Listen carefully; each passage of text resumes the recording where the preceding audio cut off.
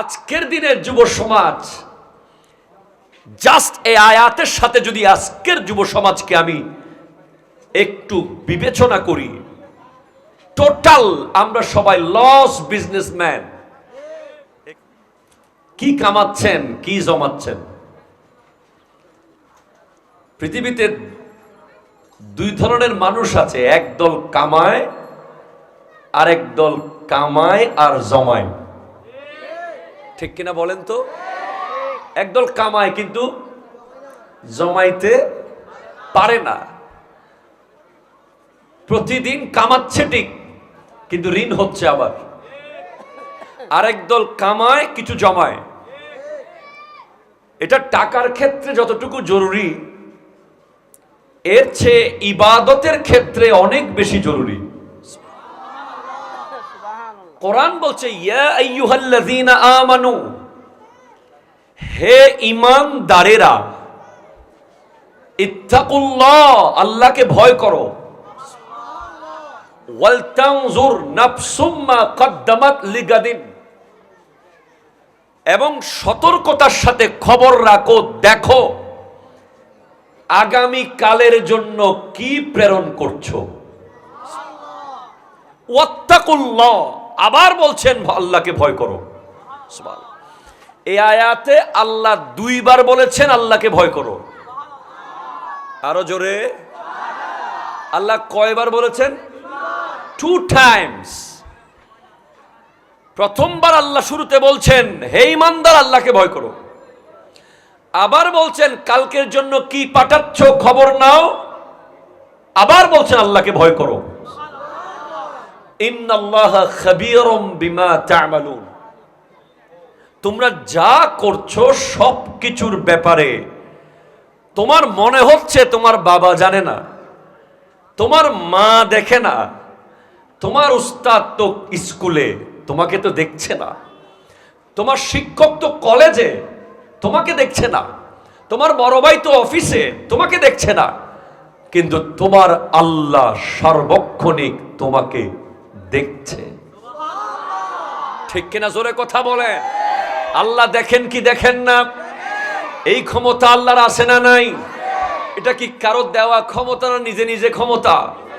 নিজে নিজে ক্ষমতা। আল্লাহ প্রতি সেকেন্ডে আল্লাহ দেখছেন আপনি কি করছেন, কি বলছেন, কি খাচ্ছেন, কি দিচ্ছেন, কি নিচ্ছেন, কি ভাবছেন।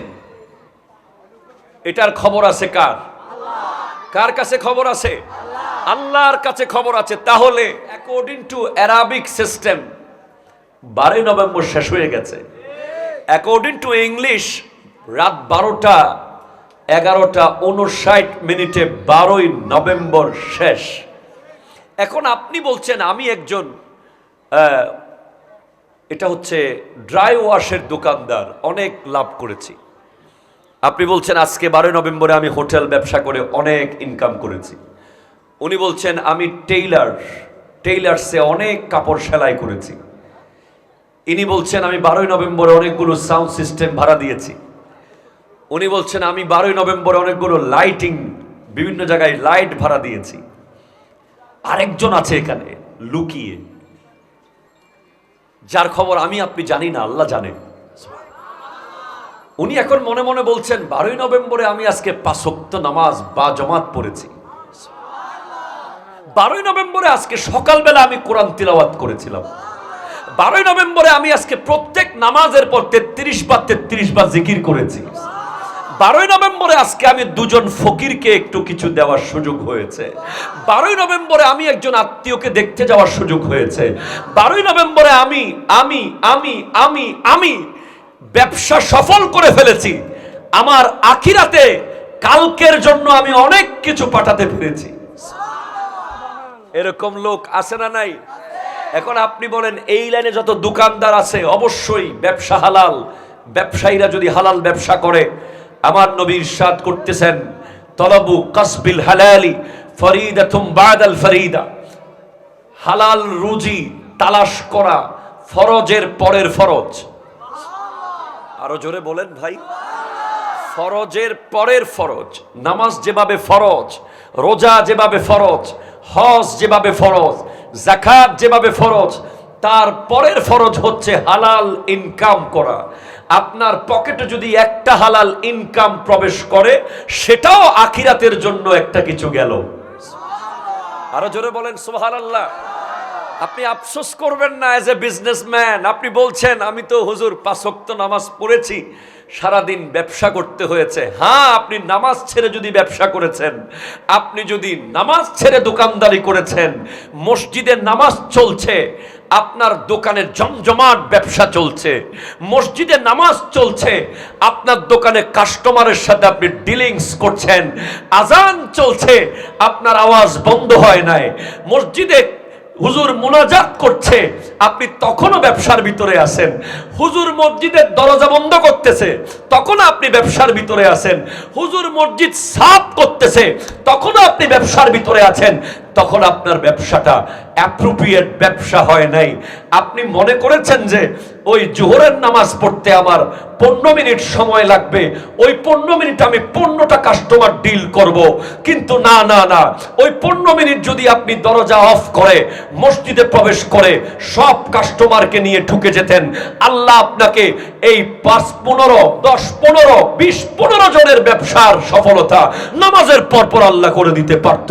ওই ক্ষমতা আল্লাহর আছে না নাই? আরো জোরে বলেন আছে না নাই? সেজন্য সফল ব্যবসায়ী সে যে বিজনেস আল্লাহর সাথে করেছে। আরো জোরে বলেন। আর বিফল ব্যবসায়ী সে যে শুধু দুনিয়া দুনিয়া দুনিয়া করেছে। মনে রাখবেন, আমরা একটা গুহার ভিতরে আছি। কোথায় আছি? প্লিজ, আমার সময় অনেক কম, জাস্ট 9টা 30 মিনিটে আমি এখান থেকে রওনা হয়ে যাব। এই প্রোগ্রামটা আমার খুব জোর করে দেওয়া হয়েছে, এরপরেও আমি চেষ্টা করেছি আসার জন্য। আমরা একটা সুরঙ্গে। কোথায় আছি? জোরে বলেন কোথায়? সুরঙ্গ চিনেন? লাইট থাকে ওখানে? কোনো লাইট থাকে না। ওই যে খাগড়াছড়িতে আছে আলু টিলা, নাম শুনেছেন? গিয়েছেন? কে কে হাত তুলেন তো। মাশাআল্লাহ, অনেকে গেছে, আমিও গিয়েছি। ওই আলু টিলা একদিন যাবেন, আপনার যাওয়া উচিত। আপনি দেখবেন আল্লাহ কিভাবে এত বড় পাহাড়কে রেখে দিয়েছে। এত কিছুর পরেও সেই পাহাড় ধসে পড়ছে না। মানুষ যখন সেখানে ঢুকে কিছুক্ষণের জন্য কবরের একটা ফিল হয়, একেবারে অন্ধকার। হ্যাঁ, we are in like that. আমরা এরকম একটা আলু টিলা দিয়ে যাচ্ছি। আমার যেদিন থেকে আপনার আমার বয়স 12 থেকে 13, বা আমরা যেদিন থেকে শরীয়তের মাসলা আমাদের উপরে আবর্তিত হয়েছে, আমরা বালেগ হয়েছি, সেদিন থেকে মৃত্যুর আগ মুহূর্ত পর্যন্ত আমরা একটা এরকম সুরঙ্গের ভিতর দিয়ে যাচ্ছি। তো যাওয়ার কালে আমাদের পায়ে, জাস্ট আমি একটু উদাহরণ দিই, ধরেন একটা সুরঙ্গ দিয়ে 2টা দল যাচ্ছে।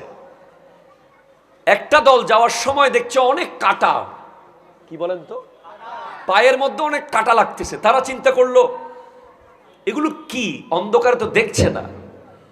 কিছু কুড়িয়ে নিয়ে পকেটে নিয়েছে, বাইরে গিয়ে আলোতে দেখবে, যাতে করে পরের কাফেলা আসলে যেন কাঁটা না ফুটে। তারা সৎ উদ্দেশ্যে নিয়েছে। এমনিতে ইসলামে আছে, যদি আপনি রাস্তা থেকে কাঁটা সরিয়ে দেন, আপনি ইমানের একটা অংশ পূরণ করলেন। এখন ওই পারে চলে গেছে তারা পকেটে নিয়ে। পরে আরেক কাফেলা যাচ্ছে, তারা কাঁটা ফুটতেছে কিন্তু নিচ্ছে না। বলে আমার কি দরকার, নিজেকে সেফ করে করে ওই পারে চলে গেছে। এখন যারা কুড়িয়ে নিয়েছে কয়েকটা কাঁটা, তারাও আফসোস করছে। যারা একটাও নেয় নাই, তারাও আফসোস করছে। কারণ যারা কুড়িয়ে নিয়েছে কয়েকটা কাঁটা, দেখছে ওগুলো কোনো সাধারণ কাঁটা না, ওগুলো এক একটা হীরার টুকরা। আরো জোরে বলেন না রে ভাই। অন্ধকারে তো হীরা চেনা যায় নাই, বাইর হয়ে পকেট থেকে যখন বের করে দেখে অনেকগুলো হীরার টুকরা। আর যারা আসার পরে দেখলো যে হাই হাই হাই, আমরা যদি একটা অন্তত নিতাম। তারা তো অনেকগুলো নিয়েছে, তারা নেওয়ার পরে আফসোস করছে আর 2টা যদি বাড়াই নিতাম, তাহলে আরো কিছুদিন এগুলো বিক্রি করে জীবন যাপন করতে পারতাম। আর যারা একটাও নেয় নাই তারা আফসোস করছে, কাশ যদি একটা কাটা কুড়িয়ে নিতাম বা একটা পাথর নিতাম। এখন আপনি কি বুঝলেন এখান থেকে? কিয়ামতের মাঠে যারা নামাজ পড়েছে তারাও পস্তাবে, যারা নামাজ পড়ে নাই তারাও পস্তাবে, যারা পড়েছে তারা পস্তাবে, ইস আর 2টা রাকাত নফল যদি পড়ে নিতাম। আরো জোরে বলেন না ভাই। তারা পস্তাবে, যারা 5 ওয়াক্ত পড়েছে তারা পস্তাবে, কেন নফলগুলো পড়লাম না। যারা নফল পড়েছে তারা পস্তাবে, ইস রাতে 3টা পর্যন্ত সোশ্যাল মিডিয়ায় ছিলাম, 2টা রাকাত তাহাজ্জুদের নামাজ যদি পড়তাম। আল্লাহু আল্লাহু আল্লাহু আল্লাহ আল্লাহু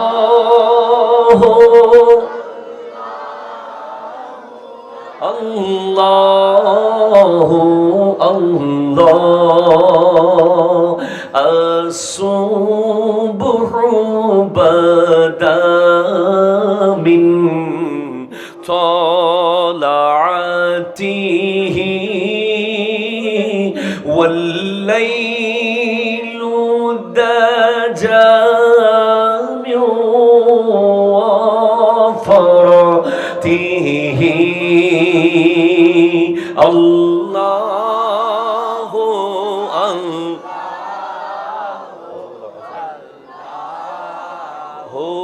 আল্লাহ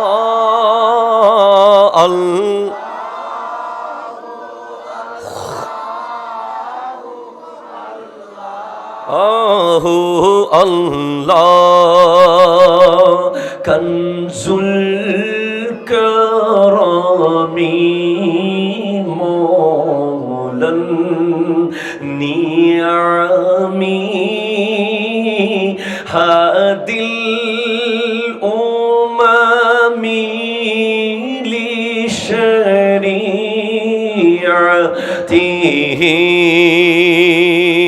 আল্লাহু আল্লাহু আল্লাহু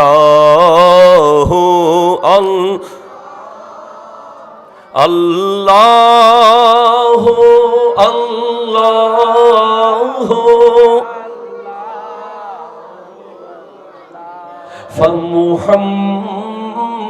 فمحمدنا هو سيدنا فالعز لنا لإجابته الله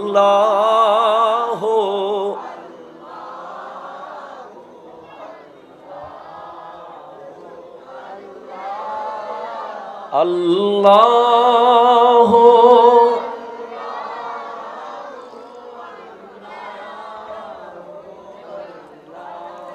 চিৎকার দিয়ে বলেন সুবহানাল্লাহ। আমি আমার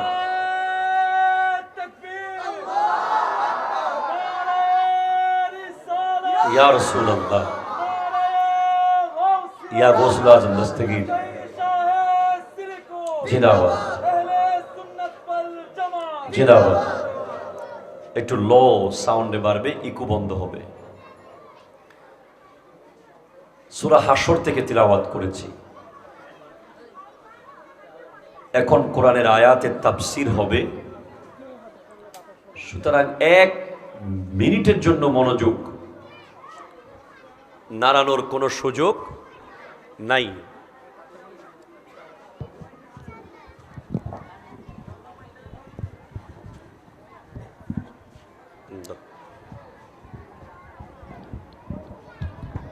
ঠিক আছে, ওকে। আশেপাশে কেউ হাঁটুক, কেউ চলুক, কেউ বলুক, কেউ লাফাক, আপনি চেহারা মেরি তরফ দিল মদিনে মে। সুবহানাল্লাহ জোরে বলেন। আরে মাদার বাড়ির এক একটা মাহফিলের যে আওয়াজ ছিল, কই গেল ওরা? মাদার বাড়ি মানুষ সব চলে গেছে নাকি? আপনারা কি নতুন কেউ আসছেন মাদার বাড়িতে? আপনারা কি আগের মানুষজন আছেন সবাই? একটু জোরে বলেন তো সুবহানাল্লাহ। একটু একটু মাদার বাড়ি মনে হচ্ছে এখন, হালকা হালকা। একটু সিরিয়াসলি মাদার বাড়ির ইজ্জতটা রক্ষা করেন। আরেকবার জোরে বলেন আল্লাহু আকবার। এখন বুঝে গেছেন, ইজ্জতের কথা কইলে সবাই সিরিয়াস হয়ে যায়। আল্লাহ আপনাদেরকে মাদার বাড়ির মানুষ হিসেবে আরো জোরে আওয়াজ করার তৌফিক দান করুন।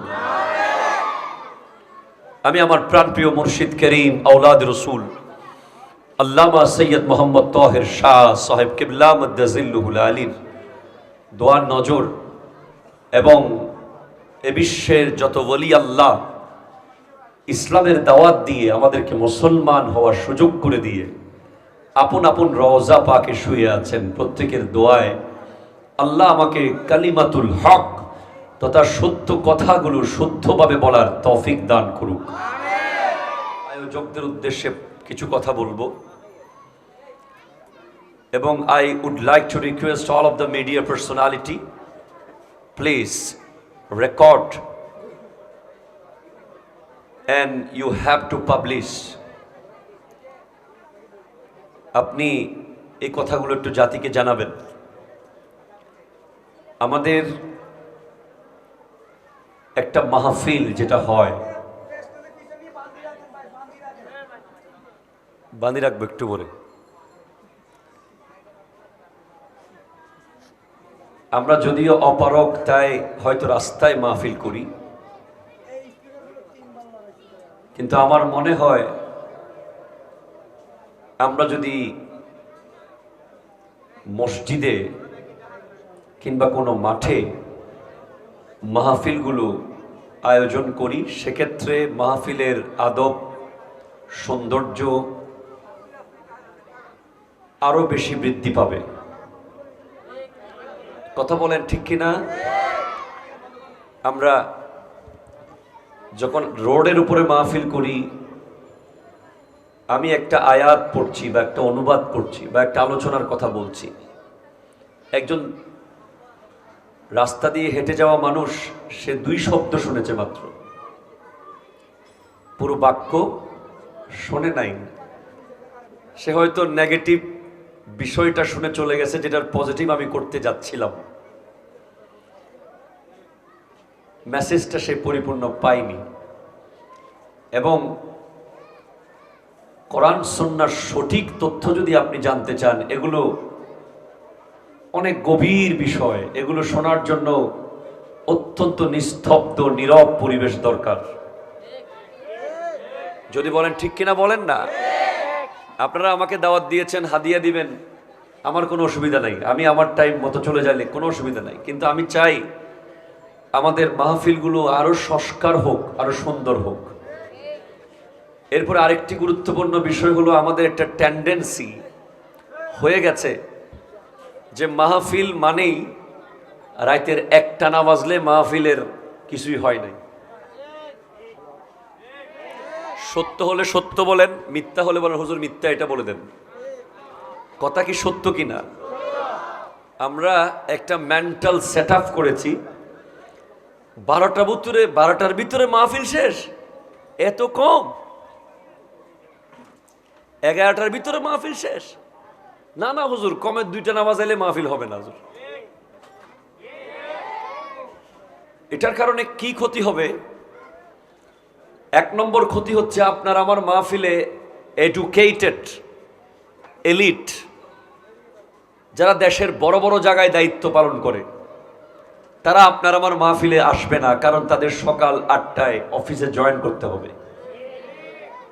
আমি 10,000 সাধারণ মানুষকে বক্তব্য শুনিয়ে যে লাভ করতে পারবো, একজন জায়গা বরাবরের মানুষকে যদি সেই বক্তব্য শোনাতে পারি, দেশ পাল্টে যাবে।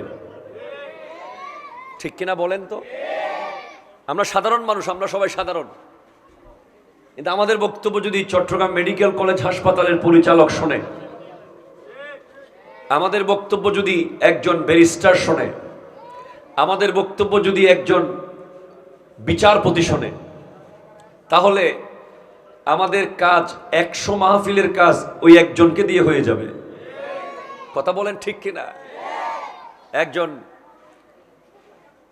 ইউনিভার্সিটির ভিসি শোনে, একজন প্রফেসর শোনে, একজন ডাক্তার শোনে, তো সেজন্য আমাদেরকে তারা যেন আসতে পারে সেরকম পরিবেশ করে দিতে হবে।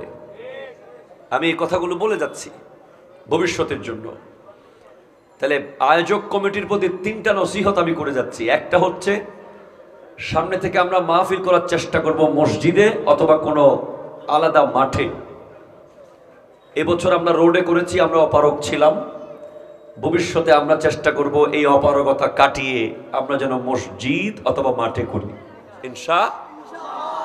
2, আমরা যেন রাত সর্বোচ্চ 10:30টার ভিতরে শেষ। মূল বক্তা এশার নামাজ পড়ে শুরু করবে, এর আগের বক্তা মাগরিবের পর শুরু করবে। তাহলে আপনার ওয়াজ অত্যন্ত জ্ঞানীগুণী মানুষরা শুনবে। হ্যাঁ, আপনি বলছেন বাজার সাজার শেষ করে মাদার বাড়ির মানুষ আস্তে আস্তে 11টা মোটামুটি শুরু বাজে। এটা আপনি পাল্টে গেলে দুনিয়া পাল্টে যাবে। কথা বলেন, আমি পাল্টে গেলে দুনিয়া পাল্টাবে, আমি নিজেকে আগে পাল্টাতে হবে। তখন মানুষ ভাববে যে মূল বক্তা তেশারের পর উঠেই যাবে, দোকান মেঁধে দিই। ঠিক কিনা বলেন? 3 গুরুত্বপূর্ণ হচ্ছে এই পোস্টারটা। এখানে মসজিদ নববীর গুম্বদে হাজারার ছবি, এখানে কাবা ঘরের ছবি। এরপর এখানে বিসমিল্লাহির রহমানির রহিম, এখানে আবার সাল্লাল্লাহু আলাইহি ওয়াসাল্লাম। আপনি নিজে মাটিতে 100 বার পড়ে যান, অসুবিধা নাই, এটা যেন না পড়ে।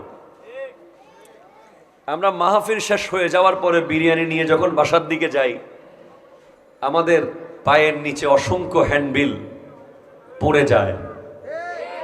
এরপর আমরা যখন এগুলো মসজিদে দিই দাওয়াত দেওয়ার সময়, আমাদের দাওয়াতগুলো দেওয়ার সময় হাতে হাতে যখন গেইটে দিই, বাচ্চারা ফেলে ফেলে চলে যায়। ঠিক কিনা বলেন?